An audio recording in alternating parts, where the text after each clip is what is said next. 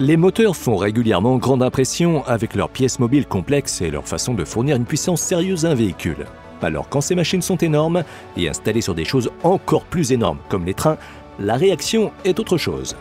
Vous voulez savoir ce qui fournit la puissance nécessaire à certains modes de transport étonnants, aujourd'hui et à travers l'histoire? Alors consultez notre liste des 5 moteurs les plus fous, massifs et déments. General Electric GE90. Construit par la société américaine GE Aviation, liée à General Electric, la série de moteurs GE90 représente les plus gros réacteurs de la planète. Ils ont besoin d'être grands pour aider le Boeing 777 à faire traverser l'océan aux passagers jour après jour. Développé au coût de 2 milliards de dollars, le GE90 se démarque aussi par son design original. Les concurrents modifient généralement leurs anciens moteurs, alors que GE a décidé d'aller dans une direction nouvelle et passionnante en repartant de zéro d'une certaine manière. D'où est venue l'idée du GE90 ? Il a ses origines dans le moteur éco-énergétique des années 70 de la NASA et a fait ses débuts avec British Airways en 1995. Le GE90 est tellement admiré qu'une pale de ventilateur a été exposée au musée de l'image mobile à New York. C'est donc un vrai classique du design. Et l'histoire ne s'arrête pas là. Le dernier né de la famille GE90 est le GE9X qui devrait être certifié cette année après un vol d'essai en mars dernier. Cette énorme source d'énergie, destinée au Boeing 777X, génère 45 359 kg de poussée. Cela équivaut à environ un quart de la production d'un seul moteur de navette spatiale. Il est doté d'un ventilateur avant d'un diamètre impressionnant de 3,35 m qui bat tous les records. Le GE9X a le rapport de pression le plus élevé de tous les moteurs commerciaux et comme vous pouvez vous y attendre, il bénéficie des dernières technologies. Ces pales de ventilateurs sont en fibre de carbone et des éléments importants du moteur ont été réalisés par impression 3D. Cela a aidé GE à créer des conceptions originales et surtout top secrètes relativement facilement. Les CMC ou composites à matrice céramique ont également joué un rôle important. Parce qu'ils sont légers et résistants à la chaleur, ils améliorent l'efficacité et permettent au GE9X de supporter des températures allant jusqu'à 2400 degrés Fahrenheit. Un genre de patate chaude mécanique. Pratt & Whitney R4360 Wasp Major. Ce classique américain devait être utilisé pendant la Seconde Guerre mondiale et les travaux ont commencé en 1942. Cependant, il a fallu du temps aux fabricants Pratt & Whitney du Connecticut pour se développer et le monde a évolué au cours du processus. Le conflit étant terminé avant que le R4360 ne soit terminé, il a fini par être installé dans le B-50 Super Fortress parmi d'autres avions. En tant que moteur à piston d'aviation de plus grande cylindrée dans la production de masse américaine, il représentait l'apogée de la technologie à piston. Aussi appelés moteurs alternatifs, les modèles à piston prennent la pression et la transforment en un mouvement de rotation. Le R4360 avait 28 cylindres, dont chacun utilisait 2 bougies d'allumage, ce qui facilitait le refroidissement par air. Le moteur mesurait 2,45 m de longueur et 1,40 m de diamètre. Le R4360 est réputé pour être un moteur relativement léger, malgré sa nature substantielle et sa puissance impressionnante de 3650 chevaux. Pesant 1544 kg, il avait besoin d'un entretien constant, les boulons de fixation devant être serrés après chaque vol. Cela ne veut pas dire qu'il n'était pas fiable, mais cela vous donne une idée de la puissance du moteur.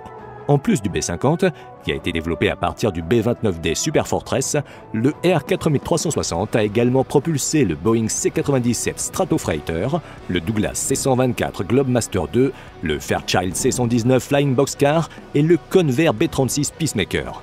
Il a également survécu sous la forme de pièces de rechange. Si donc ce moteur durable n'a pas rempli son objectif initial de combattre les nazis, il a certainement apporté une contribution épique au maintien de l'ingéniosité américaine dans les airs. Wärtsilä Sulzer RTA-96C. Les grands porte-conteneurs sont les chevaux de bataille des mers, transportant chaque année des millions de tonnes de marchandises sur l'eau. En matière de moteur, ces navires aiment que les choses restent simples et surtout grandes. L'entreprise finlandaise Wärtsilä répond à ces besoins depuis 2006 avec son très utilisé RTA-96C, un moteur diesel Sulzer qui combine puissance et efficacité énergétique. Le RTA-96C est le plus gros moteur alternatif de sa catégorie, fonctionnant sur 6 ou 14 cylindres. Il mesure 13,50 m de hauteur et 26,59 m de longueur.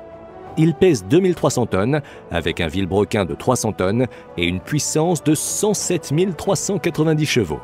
Le moteur est ce qu'on appelle un moteur diesel à 2 temps turbocompressé. Cela semble tape à l'œil, mais qu'est-ce que cela signifie pour les non-initiés? 2 temps, c'est quand le piston d'un moteur à combustion interne achève un cycle de puissance en 2 temps, tandis que le vilebrequin tourne une fois. Le turbocompresseur provient d'un dispositif à induction qui utilise une turbine pour faire entrer de l'air comprimé supplémentaire dans la chambre de combustion du moteur. Cela rend le RTA 96C plus efficace, une qualité essentielle pour les moteurs d'aujourd'hui qui travaillent dur. Cependant, il s'agit toujours d'une machine puissante où on rapporte qu'une version à 14 cylindres consomme 7546 litres de mazout lourd toutes les heures. Le RTA 96C utilise la technologie Common Rail. Qu'est-ce que c'est que ça? En termes simples, il s'agit d'un système d'injection de carburant à gestion numérique fonctionnant à haute pression, mais qui est conçu pour être plus éconergétique. Un coup d'œil à l'intérieur des rouages internes du moteur révèle qu'il a une tournure intrigante. Typiquement, dans un moteur automobile, le haut de la bielle est relié au piston. Ce n'est pas le cas avec le RTA 96C, sa tige est reliée à une traverse, puis une autre tige la relie au piston. On pense que la raison de ce montage est que la traverse absorbe les forces latérales de la bielle. Cela permet d'éviter que ces forces ne soient canalisées sur le piston qui, à son tour, peut modifier la forme des cylindres au fil du temps. Un petit geste qui fait une grande différence dans ce moteur vraiment énorme et d'une certaine façon dément. Union Pacific 4014. Si vous pensiez que l'ère de la vapeur était révolue et que les trains à vapeur n'étaient que des reliques, alors vous n'avez pas entendu parler du Union Pacific 404. Construit à l'origine en 1941 par l'ALCO, ou l'American Locomotive Company, le parc de 8 locomotives est ensuite devenu légendaire sur les rails. Ce train à 4 cylindres, qui consommait du charbon, était connu sous le nom de Big Boy. Pourquoi? En toute honnêteté, personne n'est sûr, mais ça sonne cool. On suppose qu'un membre intelligent du personnel l'a inscrit au pochoir sur le côté d'un des trains et que le nom s'est répandu. La longueur totale de cette énorme centrale est de 40,48 m. Ce n'est que 30 mètres de moins qu'un Boeing 747, ce qui vous donne vraiment une idée de sa taille impressionnante. Le 4014 mesure 3,40 m de large et 4,94 m de haut. Au total, il pèse 567 tonnes. Les trains Big Boy, qui, si on voulait les construire aujourd'hui, coûteraient plus de 100 millions de dollars, étaient la propriété de la Union Pacific Railroad et le 4014 est le seul toujours en opération depuis ses jours de gloire. Il a ce qu'on appelle une configuration 4-8-8-8-4. Cela signifie qu'il a un wagon de traction avant à 4 roues, c'est-à-dire les roues avant, 2 jeux de 8 roues motrices et finalement un wagon à 4 roues arrière. Vous l'avez deviné, les roues arrière. La tâche principale des 4014 était de transporter du fret à travers le Midwest américain. Cependant, ils prenaient aussi des passagers et allaient jusqu'à Los Angeles. Ils étaient super fiables, avec des accumulations de plus d'1 million de kilomètres, certainement beaucoup de charbon. Il y a eu une tentative d'utilisation du pétrole entre 1946 et 1948, mais cette phase de développement n'a jamais dépassé le stade de l'essai. En termes d'accidents, le 4014 a un dossier pratiquement parfait. Seul un Big Boy a été radié dans le cadre de son service. Mais ce n'est pas la seule histoire de survie que cet étonnant train a à raconter. Cette année, le 4014 a été entièrement restauré et remis sur les rails, démontrant que la vieille bécane a encore de la vie. C'est maintenant la plus grande locomotive à vapeur opérationnelle de la planète. Pas mal du tout, vu que le train a été mis hors service en 1959, bien qu'il ait été donné à la Railway and Locomotive Historical Society et exposé en 1961.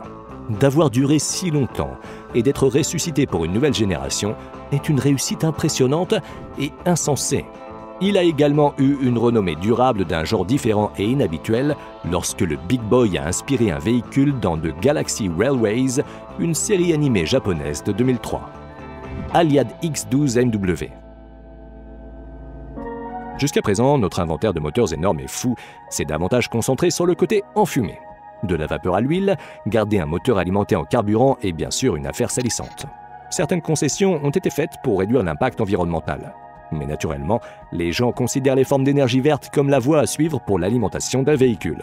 La Haliade X12MW, la plus grande et la plus puissante éolienne offshore du monde, donne de la crédibilité à cette idée. Activée par commande numérique, elle produit environ 45% d'énergie en plus que les éoliennes les plus puissantes de la planète. Comme vous pouvez l'imaginer, l'accent est mis sur l'efficacité. Il s'agit de la première turbine de ce type, d'une puissance de 12 MW, avec un rotor de 220 mètres et une pale de 107 mètres. Elle s'élève à 260 mètres de hauteur.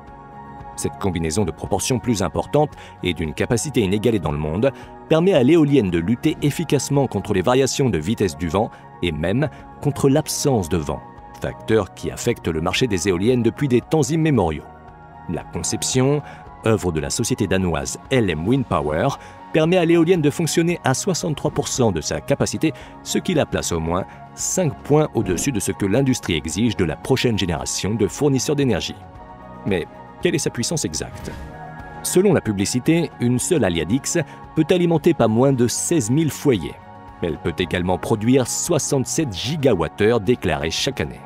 Un autre objectif derrière ce développement est de montrer la véritable valeur du vent pour le consommateur si le bon équipement est utilisé pour convertir cette ressource naturelle capricieuse en énergie. En utilisant une technologie intelligente et une conception ingénieuse, on croit qu'une somme folle d'environ 26 millions de dollars peut être retranchée du coût moyen d'une éolienne. Le monde entier compte sur les moteurs énormes et fous pour maintenir la vie moderne. Et il semble que l'avenir s'annonce prometteur, les technologies vertes novatrices jouent un rôle dans la production d'énergie propre pour les années à venir. Si vous avez aimé la vidéo, cliquez sur le bouton d'abonnement et activez les notifications pour être parmi les premiers informés de la sortie d'une nouvelle vidéo. Merci d'avoir regardé la vidéo et à la prochaine fois.